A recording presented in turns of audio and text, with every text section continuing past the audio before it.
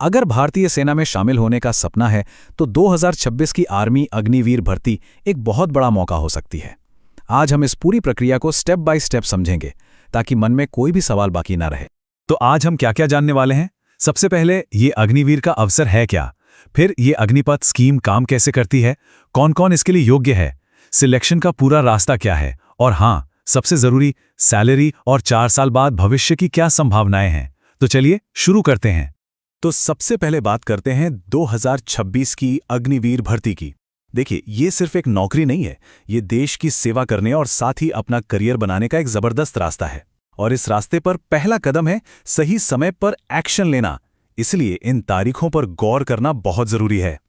इन तारीखों को तो कैलेंडर में अभी से मार्क कर लेना चाहिए।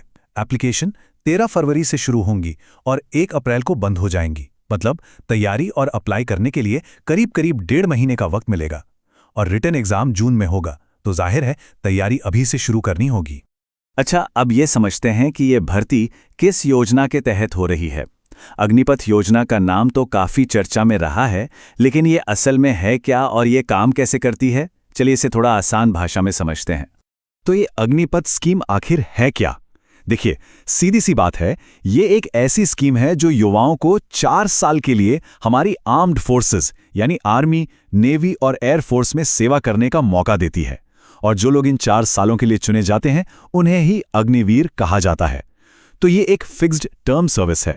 लेकिन सबसे बड़ा सवाल तो यही उठता है, 4 साल के बाद क्या होगा? और यहीं पर इस योजना का सबसे अहम पहलू सामने आता है। 4 साल की सर्विस के बाद परफॉर्मेंस के आधार पर 25% अग्निवीरों को परमानेंट सर्विस के लिए सेना में रिटेन कर लिया जाएगा। बाकी जो 75% है वो एक बड़े फाइनेंशियल पैकेज के साथ सिविलियन लाइफ में वापस लौटेंगे। मतलब साफ है, परफॉर्मेंस ही सब कुछ तय करेगी। तो ठीक है, अब ये देखते हैं कि इस मौके के लिए कौन कौन एलिजिबल है, क्या क्या चीजें जरूरी हैं। चलिए, उम्र, पढ़ाई और फिजिकल स्टैंडर्ड्स, इन तीनों पर एक नजर डालते हैं। सबसे पहले बात उम्र की। जो उम्र सीमा है वो 17.5 साल से लेकर 22 साल के बीच होनी चाहिए। अब यहाँ एक बहुत ही खास बात है, इस भर्ती के लिए जो अपर एज लिमिट है उसे 21 से बढ़ाकर 22 साल कर दिया गया है। तो ये उन लोगों के लिए एक सुनहरा मौका है जो शायद पिछली बार एज बार हो गए थे। अब आते हैं पढ़ाई लिखाई पर। देखिए, अलग अलग पोस्ट के लिए क्वालिफिकेशन भी अलग अलग है। जैसे अगर कोई जनरल ड्यूटी यानी जीडी के लिए अप्लाई कर रहा है तो 10वीं में 45% मार्क्स काफ़ी हैं। लेकिन वहीं क्लर्क या स्टोर कीपर के लिए 12वीं में 60% मार्क्स चाहिए। इसलिए अपनी क्वालिफिकेशन के हिसाब से सही पोस्ट चुनना बहुत ज़रूरी है। पढ़ाई के साथ साथ फिजिकल स्टैंडर्ड्स भी बहुत मायने रखते हैं। जैसे कि जीडी और टेक्निकल पोस्ट्स के लिए कम से कम हाइट 170 सेंटीमीटर होनी चाहिए, जबकि क्लर्क के लिए ये 162 सेंटीमीटर है। हाँ, एक बात का ध्यान रखना होगा कि कुछ राज्यों के उम्मीदवारों को इसमें छूट भी मिलती है, तो ऑफिशियल नोटिफिकेशन को डिटेल में जरूर चेक कर लेना चाहिए। ठीक है, तो अगर कोई एलिजिबल है तो असली सफर तो अब शुरू होता है। सिलेक्शन का प्रोसेस कैसा है? ये एक कह सकते हैं कि कई पड़ावों वाला सफर है जिसमें कई स्टेज हैं। आइए इस पूरे रास्ते को समझते हैं। ये पूरी भर्ती यात्रा 4 मेन स्टेप्स में बंटी हुई है। सबसे पहले ऑनलाइन अप्लाई करना है, उसके बाद होगा रिटन एग्जाम। जो लोग इस एग्जाम को क्लियर करेंगे उन्हें फिजिकल और मेडिकल टेस्ट के लिए बुलाया जाएगा, और आखिर में इन सभी के आधार पर एक फाइनल मेरिट लिस्ट तैयार होगी। हाँ, एक चीज और, एप्लीकेशन प्रोसेस का एक हिस्सा एप्लीकेशन फीस भी है। सभी उम्मीदवारों के लिए ये 250 रुपये है, जिसे ऑनलाइन ही पे करना होगा। अब आते हैं सबसे मुश्किल पड़ाव पर, फिजिकल फिटनेस टेस्ट। यहाँ सिर्फ पास होना काफी नहीं है, यहाँ तो स्पीड और ताकत सीधे सीधे मार्क्स तय करेगी। जैसे 1.6 किलोमीटर की दौड़ अगर 5 मिनट 30 सेकंड में पूरी कर ली तो पूरे 60 मार्क्स मिलेंगे।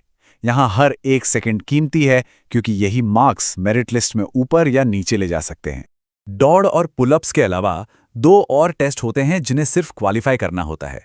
एक है 9 फीट का गड्ढा कूदना और दूसरा है जिग-जैग बैलेंस टेस्ट। इनके कोई मार्क्स नहीं है, लेकिन ये फुर्ती और बॉडी बैलेंस को परखने के लिए जरूरी है। तो मान लीजिए कि सिलेक्शन हो गया, अब क्या? अब बात करते हैं उस चीज की जो हर कोई जानना चाहता है। एक अग्निवीर के तौर पर सैलरी क्या होगी, फायदे क्या क्या मिलेंगे, और 4 साल बाद भविष्य कैसा दिखेगा?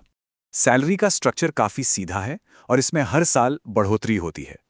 पहले साल में हर महीने 30,000 रुपए मिलेंगे और चौथे साल तक ये बढ़कर 40,000 रुपए हो जाएगी। यानी हर साल सैलरी में एक अच्छा खासा इजाफा देखने को मिलेगा, जो एक फाइनेंशियल स्टेबिलिटी देता है। लेकिन बात सिर्फ सैलरी तक ही सीमित नहीं है। इसके अलावा भी कई फायदे हैं, जैसे 48 लाख रुपए का मेडिकल इंश्योरेंस कवर, साल में 30 दिन की छुट्टी और सीएसडी कैंटीन की सुविधा भी मिलती है। और हाँ, जब सर्विस पूरी होगी तो एक स्किल सर्टिफिकेट भी मिलेगा, जो आगे करियर में बहुत काम आएगा। अब बात करते हैं सेवानिधि पैकेज की, जो इस पूरी योजना का शायद सबसे बड़ा फाइनेंशियल बेनिफिट है। इसे एक तरह का सेविंग्स अकाउंट समझिए। हर महीने सैलरी का 30% इसमें जमा होगा और उतना ही पैसा सरकार भी अपनी तरफ से डालेगी। मतलब हर महीने की बचत सीधी सीधी डबल हो जाएगी। और 4 साल बाद जब सर्विस पूरी होगी तो इस फंड से ब्याज के साथ लगभग 11,71,000 रुपए मिलेंगे। और सबसे अच्छी बात जानते हैं क्या है? ये पूरी रकम टैक्स फ्री है। ये भविष्य के लिए एक शानदार फाइनेंशियल शुरुआत है, चाहे आगे पढ़ना हो या कोई अपना काम शुरू करना हो। तो कुल मिलाकर देखा जाए तो अग्निवीर योजना 4 साल देश की सेवा करने, अनुशासन सीखने और नई स्किल्स हासिल करने का एक बेहतरीन मौका है। और ये सफर एक बड़े फाइनेंशियल पैकेज और भविष्य के लिए कई खुले दरवाजों के साथ खत्म होता है।